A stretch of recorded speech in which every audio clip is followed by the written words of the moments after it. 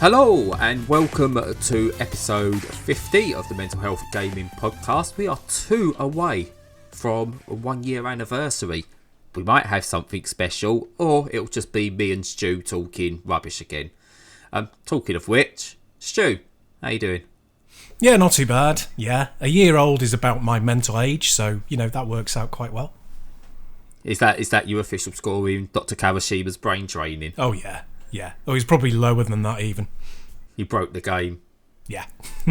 I wouldn't surprise myself with that, because I've done IQ tests in the past and they don't tend to work out very well. Although I did do one not that long ago, and it was all right. Got about 130, which I thought was pretty good.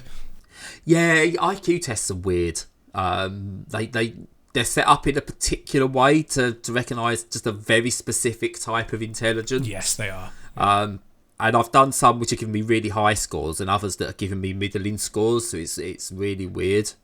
Yeah. I mean, I've gone from something like 138 down to about 98, I think, at one point on 2 different ones. It's stupid. Well, as long as you're not down to 60, I think we'll call it okay. Yeah, that's good. No, 9.8. Sorry, that's what it was. That sounds more applicable, definitely.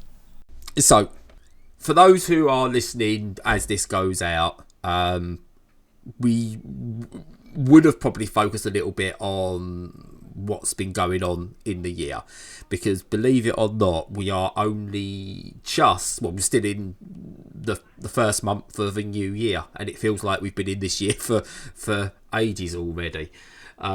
But we've decided mental health isn't always talking about mental health. We've always spoke about this. It's not always focusing on the crap that's going on. So we're not going to talk about any of that. We are just going to focus on the gaming side of stuff today. So a nice, easy listening as we talk about some of the games we've been playing. Now, I've got quite a few, but I'm going to, as usual, stay quiet for the rest of the podcast, and I'm going to hand over first to Stu. If only that were true. So the first one I'm going to talk about is Dead Cells again. And had a bit of a revelation with that one. So it actually leads on to quite a big, important discussion point about games. But right, so what happened was, so if you remember, I was stuck on the concierge for a while. Yeah. So what happened was, in brief, I basically cleared out everything that you can get before him. And I couldn't pick up any more decent kit, and I couldn't get any more blueprints. And I was like, so I'm completely stuck here. Anyway, so I played it with the sound on, and I beat him first time. Now, bit of background. Mm-hmm. I've been playing it on my GPD device, so basically on a handheld downstairs. And I don't tend to have the music or the sound on because I don't want to disturb my wife, And... yeah. Sometimes I put headphones in, but most of the time I don't bother. And I found out, because there are good visual cues in Dead Cells, so they do have a tell, like a visual cue when they attack. But I when I played it with the headphones in, I realised that there was another cue that was more accurate, that was entirely audio based when he was going to attack, and I cleaned him, just completely wiped him out. And then I carried on, and I've got dead far right up towards near the end, and I've got tons of amazing kit. So that sort of brings up the thing of, are we doing enough for deaf gamers and people with, hearing loss of any type?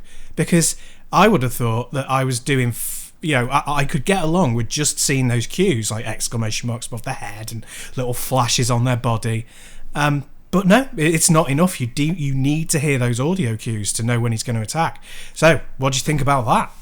So, you're 100% right. I would argue that the way you're playing it on a GPD handheld is a very niche way of playing it. And what I remember when I played Dead Cells on the Switch was I got the visual clues, the audio clues, but also rumble clues as well. Right. Cues, which really helped. Now, as far as I've never played a GPD, but I'm guessing it doesn't have like built-in rumble and stuff like that into it. Correct, no rumble.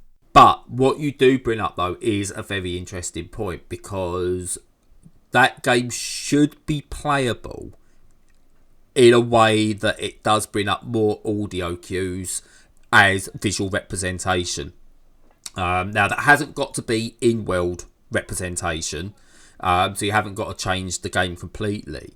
But it could be using the technology we use for subtitles. So when there's an audio cue that you need to react to, it flashes up just even a white box on the screen somewhere, just in that peripheral vision that allows the deaf gamer to see that audio cue at the same time. But yeah, I'm totally with you, and I picked up on it on something in Breath of the Wild, where you can avoid the thunderstorm lightning with moving at the right time and throwing metal objects when it gets to when the lightning gets to a crescendo. Yeah. And you can't see that properly, but you can hear it. You know when to do it by how you're hearing it.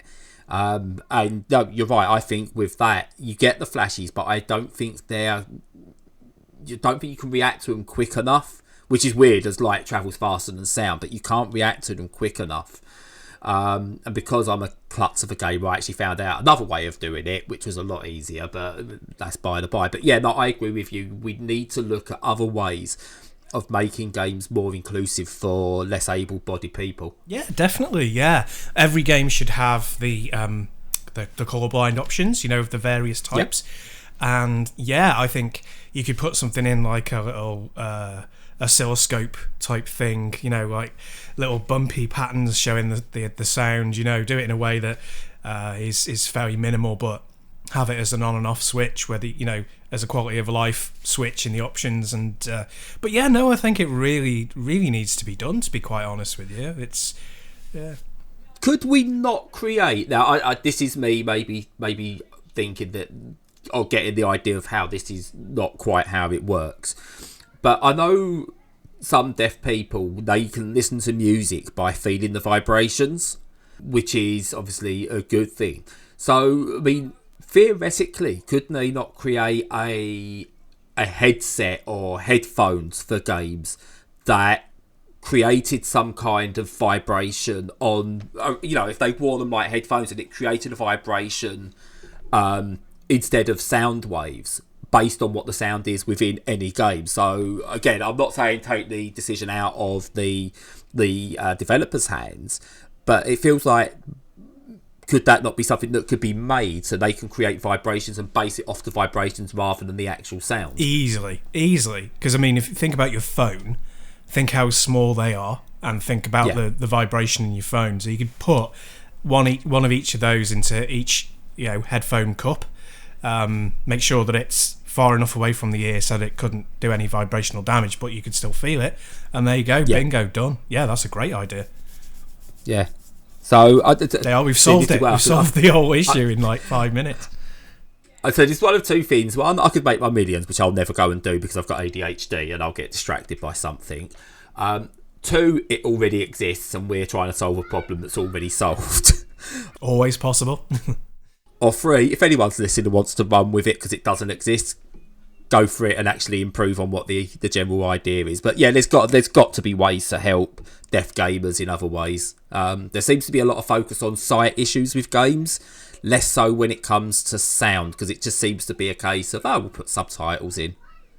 But you've uncovered a game that you really do struggle with if you haven't got the sound cues. So yeah, there's an exclusion there, unfortunately. Yeah, I reckon, if you had those that just turn the sounds into vibrations, and then you could still use your rumble in the pad or the console for all the stuff they intended it to be used for in the first place, and then have that separate rumble in the ears for different timings. So yeah, there you go. Yeah, job done. There you go. I'm going to be the Steve Jobs of gaming here. Rattling headsets. Yeah. Yes. So, moving on. I played a ton of games this last week or so. I really have. So, I'm gonna come to a major one in a bit, but I'm just gonna cover a couple of them that I've played that I want to touch on quickly. So, Football Manager 2021. Those who have played Football Manager, they know what it is. This is the first full Football Manager game I've played since probably 16 or 17. I played the touch version on the Switch last year. And I decided to give myself a challenge, and I'm playing as Sunderland rather than a top flight football team, with the idea of bringing them back to the top flight and everything. Really good. It's so in depth now. It really is. I lost hours to it. I forgot how addictive that game is. So there's that. And the reason I went for that first is another game I've been playing is Mutant Football League, which is basically American football with mutants and monsters and all kinds of things like that. And it's got little added things. So it's basically the basic rules of American football. It's got little added things like spikes will come out of the ground, and there's fire pits, and you can murder the opposition, and loads of stuff like that. Loads of little touches, which is really cool. It's technically, on a technical level, nowhere near the Madden games. However, it done something that the Madden games have never been able to do. And explain to me, within 5 minutes of turning it on, why you choose the different lineups that you do for each play. So why you would choose a blitz at a certain time, or know when to use a blitz, or why you would use loads of people on the line of scrimmage rather than a load set back at the line of scrimmage, and at what points you should try that risk, or which points you play it safe. Instead of going, oh, these are the things, it said, right, this is why you do this. And it took about 10 seconds, and it went, right, if they're 1st and 10, they're liable to try this type of play. So this is the sort of defence you should play. If they are 3rd and 1 yard to go, they're going to run. 9 times out of 10, they're going to run. So you need to play this sort of defence to counter the run. In an arcadey, budgety, zany, over-the-top football game, explained more about the sport than Madden games have ever done. So brilliant. That's really cool. Really? Yeah, no, I've always stumbled over them because they don't explain how to use those things. Because as a viewer, like if you haven't played it, which of course I haven't, if you're just a viewer of it, you can understand the rules quite quickly. But what you don't see are the coaches doing their plays. So when you play a video game of it, it's all about being the coach doing the plays, and you don't know how to do it. So yeah, that's really cool. Yeah, but literally it was 10 seconds, and it just basically went, this is how you choose a defensive play. In this example, the defence is 3rd and 1, so they are going to run. So because they're going to run, this is the sort of play you play. Excellent. Super. Brilliant. Yeah, really well done. Commentary's a bit crap on it in terms of it's trying to be a bit edgelord on the commentary, which is about the only downside. But on the whole, it's the physics aren't anywhere near realistic. I'll say there's monsters and everything all over the pitch, but so much more fun than Madden. So yeah, and it's quite cheap. That's about £8 on the Switch at the moment. If you want to try that one out. I like that. I like when they go, we got monsters in our game, they're good fun. And then it's like, yeah, because you found that animating real people's faces was too expensive. It's like it's like walk 'em ups, like walking simulators when they only have ghosts of people in the past or whatever. It's because they can't afford the budget to animate proper faces. But it's good because it leads to creative ways around it. I mean, I started a discussion with someone on Twitter this morning, actually, at the time of recording, about the homogenisation of sports games, and it's something I'll talk about more at another time, because I would like to see more of like Mutant Football League, Blood Bowl, Captain Tsubasa, all things I'd like to see more of those, rather than just the one NBA game, the one NFL game, or the 2 football games there are. It's bring us more, give us more choice. Completely. Yeah. So what else have you been playing? The only other thing I've been playing is a game I've been playing with you. So do you want to talk about that? Whoa, we said we wouldn't talk about that. Oh no, not the hide the not that one. Sorry, not that one. Okay. No. Well, no, that's still special game. Yeah, that's on the download still. Yeah. So yes, You and I have been. I don't really need to tell you, but I'm doing it for the audience. It's like a thing. But you and I have. Yeah. What have we been playing? Resident Evil 5 in co-op. Have we? Online? Yeah. Oh wow! Tell me about it. Yeah, I thought you were a bit sort of spaced out when we were playing. You must have been sleep playing or something. I don't know. But that'd explain the quality. Oh, no, sorry. It'll explain why the AI is better. Yeah. the infamously bad AI, why it's better than I was.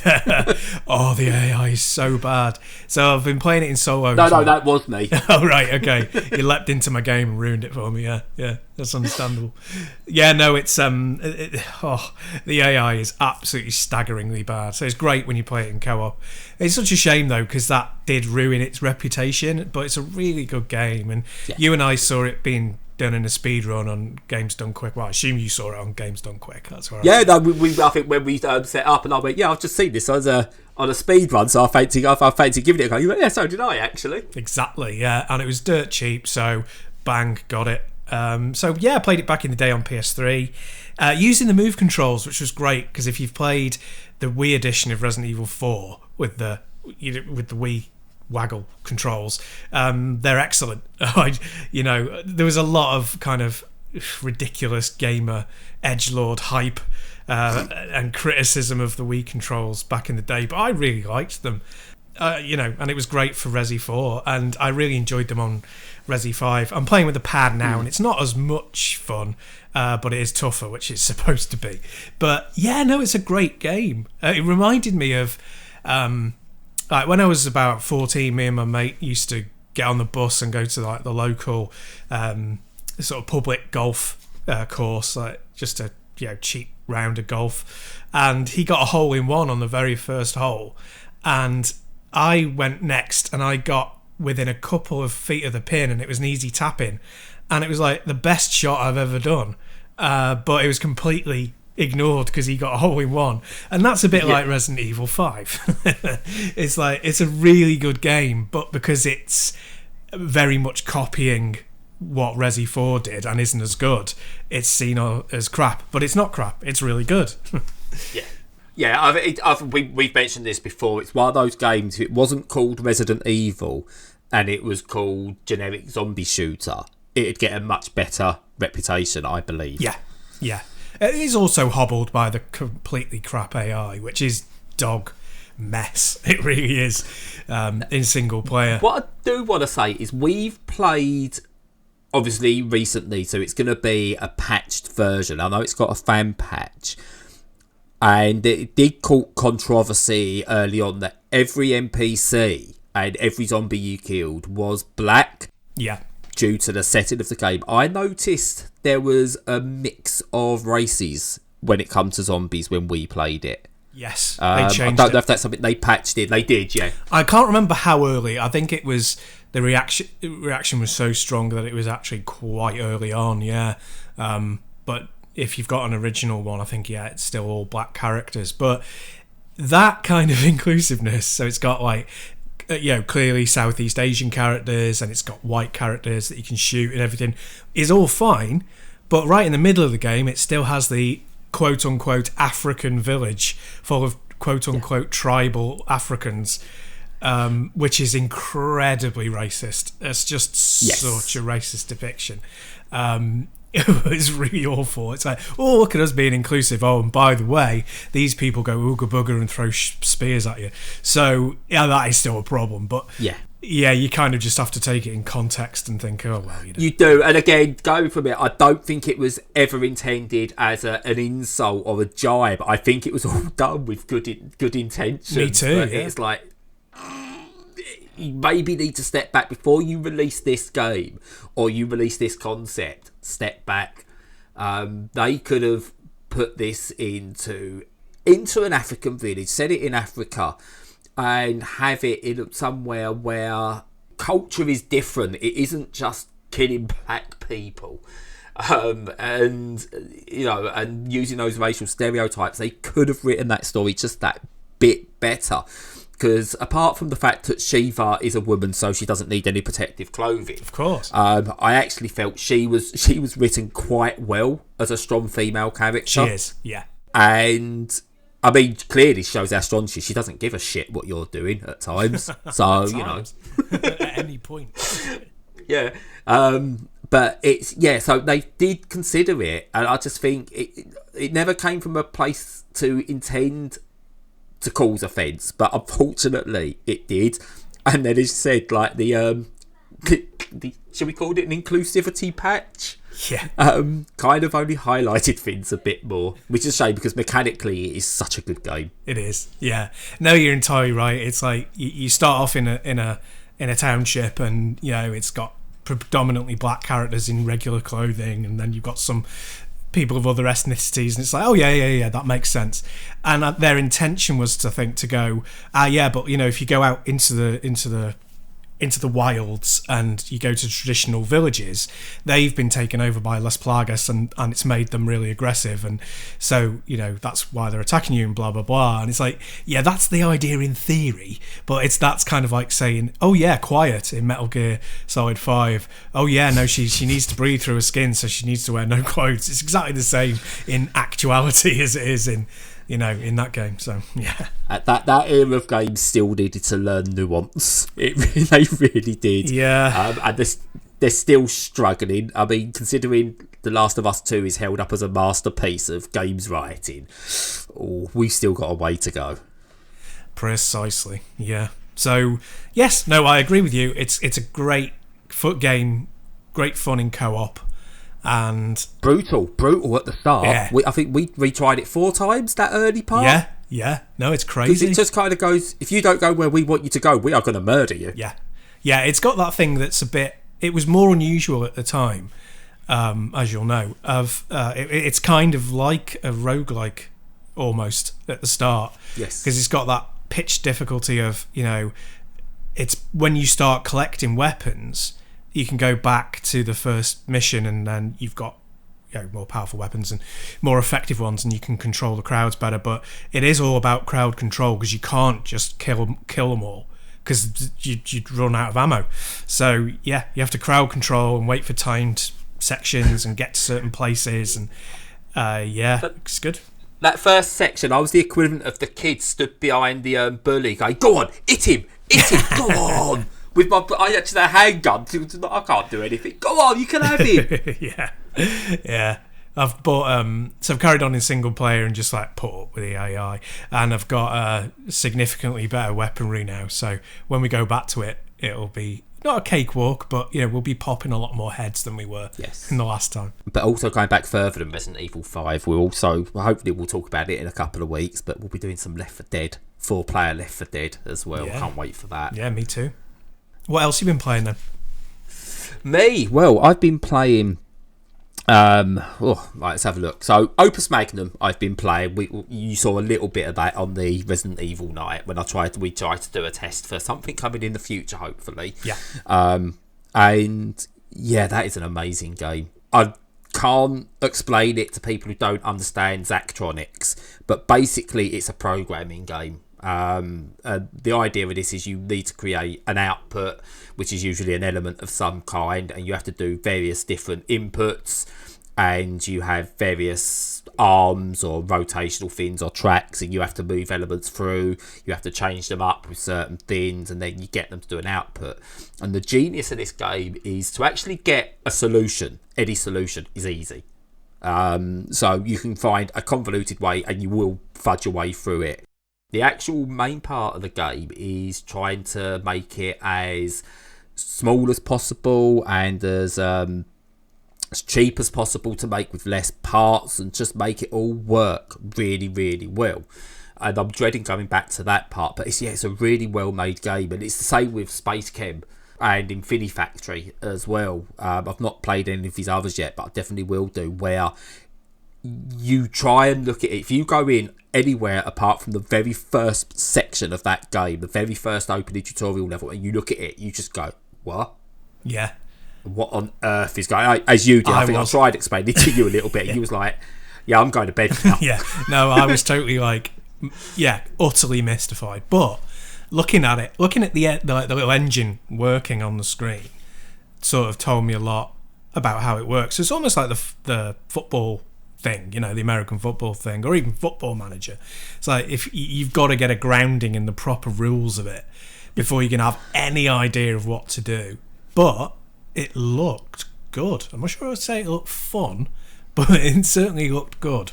So I got it because it's one I've always wanted to try, but it's always been around the £8 to £9 mark in a sale whenever I've looked at it. And I was like, if I get this and I don't get on with it, I feel like I'm really wasted my money. And I saw someone selling a key on eBay for like £1.63 because apparently they got it in a bundle and he's had the key left over. And I went, yeah, I'll have that. Nice. £1.63, yeah, I'll give it a go for that. It's, you know, I've spent more on a cup of coffee because that's always the barometer of whether something's worth it. Have you spent more on coffee in a coffee shop? Yep. It's the same as I won't buy a tin of like coffee in a supermarket if it's full price at like £5 something. But I'd happily go and spend like £3 on a single cup of coffee in a coffee shop. It's like I could get like 30 cups of coffee for £5, but I won't because I'll wait for that to go on offer. Yeah. It's the same. So, but yeah, it's the coffee's the barometer of anything to do with value. So I've been playing that. I've also been playing Mars Horizon, which is a game I got super cheap in a bundle not long before Christmas, and I finally got round to giving it a go, and it took me ages to get into it because I was really when it was a space race type thing. So to give some context, is basically you enter into a space race. So you've got the ESA, which is a European Space Agency, NASA, the Russian Federation, China, and another one as well, and it starts in like the 1950s, and it's just basically the space race, and it will take you into the future, eventually I believe colonising Mars.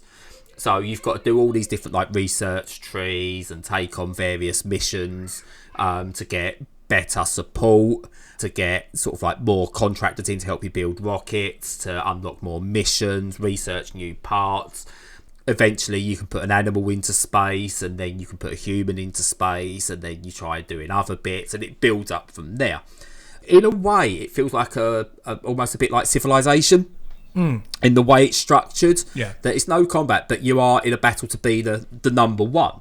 And what's really good, and I was put off by it, not put off by it, I was intrigued by it, but put off starting it because I thought it was going to be more like Kerbal Space Program, where you need almost a degree in space engineering to really get the best from it. But no, it's you go in and you go, right, I need to build this payload, and it goes, yeah, what parts do you want? Okay, yeah, we'll build that for you. What type of rocket do you want? Yeah, we'll build that for you.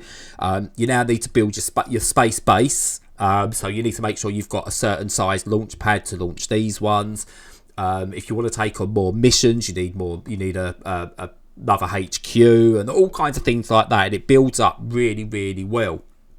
And I put it on for a quick go last night. I thought, I'll go have a quick blast, see what this is like. And yeah, about 3 hours later, I was still engrossed.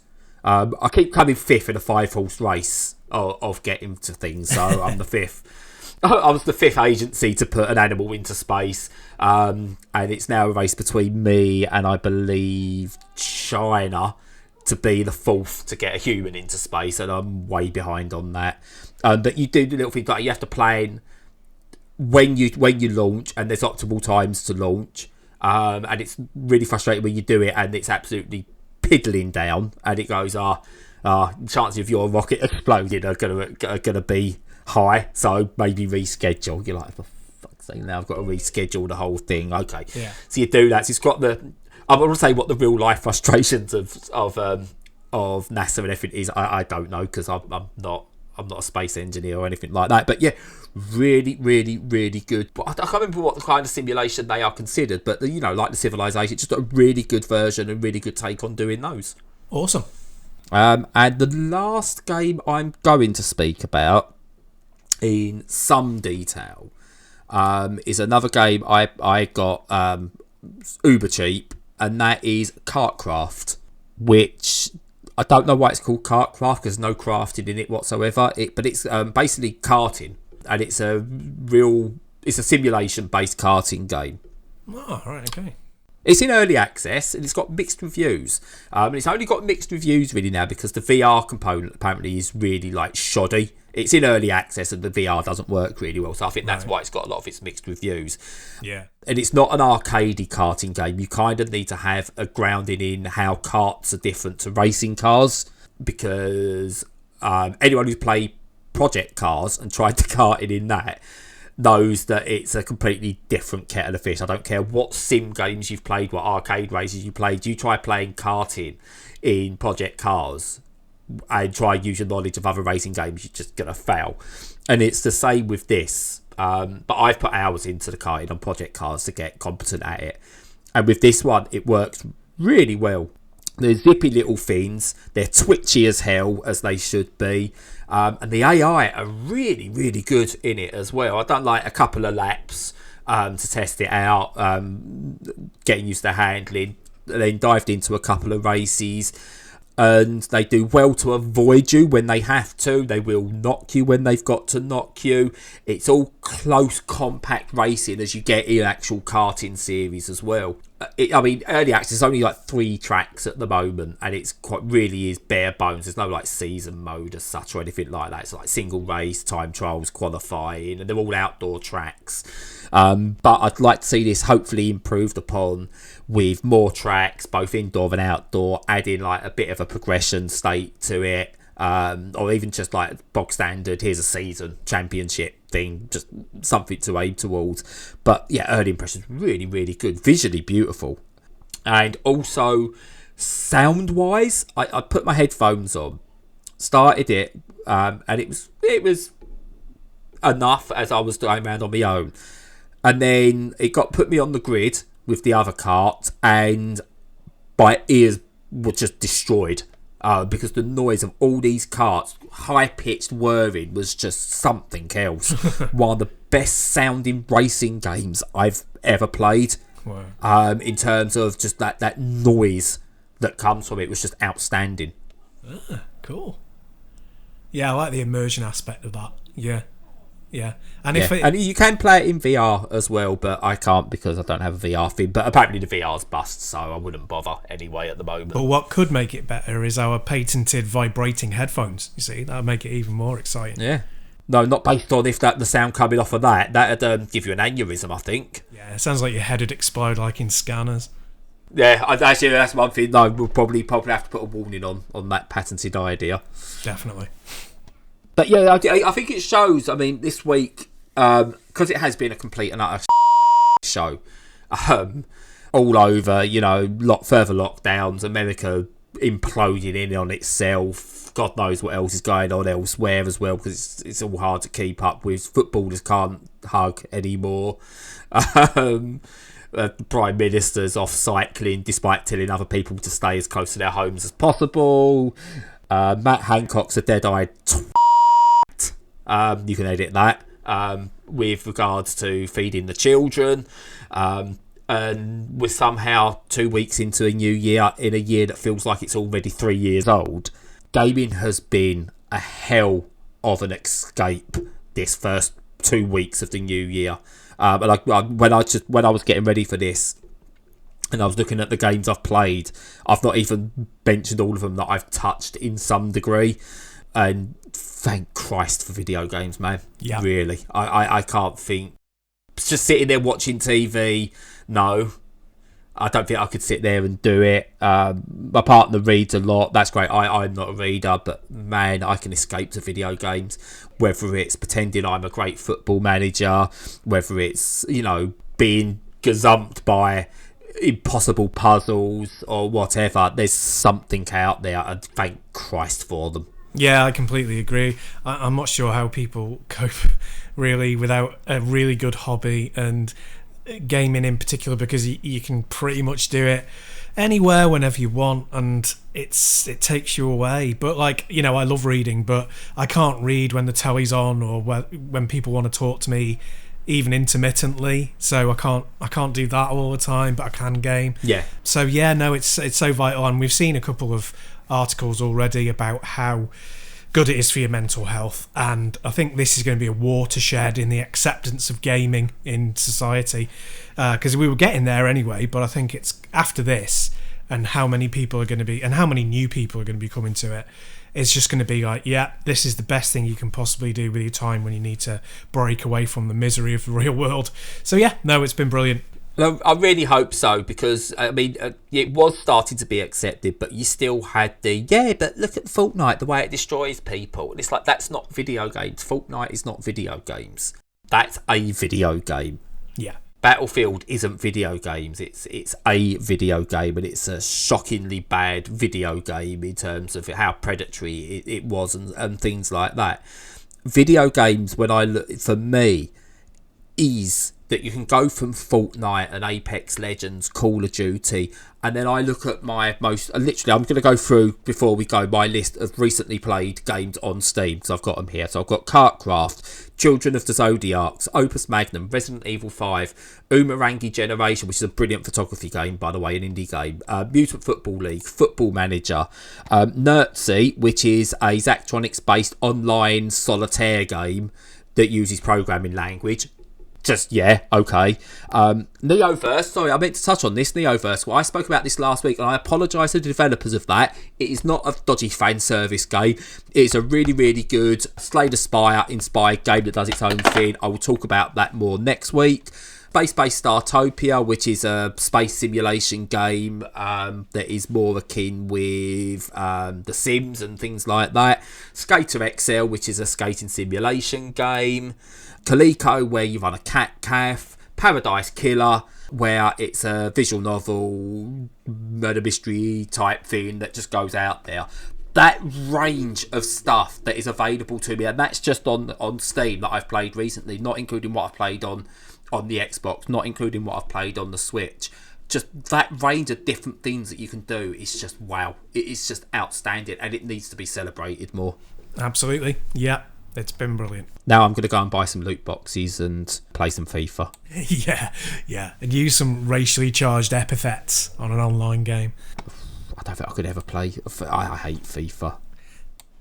I hate it. I'm not a fan. No, that's a weird way to finish. Yes, I hate FIFA. I hate EA. Ubisoft are the worst. No, games are good. Games are good. That's what we're taking away from this week. Yeah, come back from the edge, Brad. Come back from the edge. Yeah, no, games are amazing. As I say, the few, and it is a minority that make it seem crap. Just ignore those. Just search a bit, dig a bit deeper, and you will find a wonderful, wonderful world that suits any taste. Quite right. And with that, I think we'll end the podcast. So thanks everybody for listening. I recognise most people are going to be having a fairly difficult time of things, so just look after yourself and take care, of course. And we're always there for you on our Discord, so if you go to mentalhealthgaming.com, all of the links to our different socials are on there, obviously. Join the Discord, get in the chat. We talk about all sorts of things, including mental health. And of course, we have a big presence on Twitter, mainly thanks to Brad. And we have, YouTube channel with lots of new videos coming all the time and reviews on the website. So loads of stuff for you. Please engage. If you feel so inclined, you can pay on Patreon to support us, or you can pay a one-off on Coffee. But other than that, all that remains to be said is keep enjoying your games, take care of yourself, and stay safe.